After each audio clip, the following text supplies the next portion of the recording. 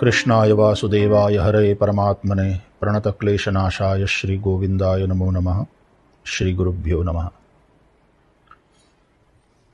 श्रीमद्भागवत भगवान का वांग्मय स्वरूप है और तच्छृण्वन् प्रपठन विचारण परो भक्त्या विमुच्य नरः। भगवान वेदव्यास जी कहते हैं कि श्रीमद्भागवत का नित्य श्रवण, पठन और उसके ऊपर चिंतन करने से भक्ति प्रकट होती है और वह भक्ति भगवान से युक्त करती है और संसार से मुक्त करती है।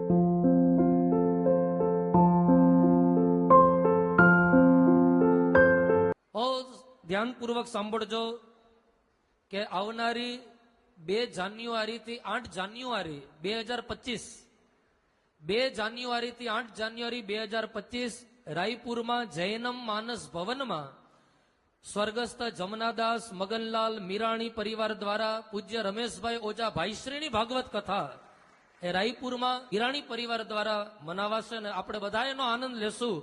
2 થી 8 જાન્યુઆરી પૂજ્ય રમેશભાઈ ઓઝા છત્તીસગઢમાં પધારી રહ્યા છે, તો ખૂબ ધામધૂમથી એ ભાગવતજીનો આપણે બધા લાભ પ્રાપ્ત કરીશું।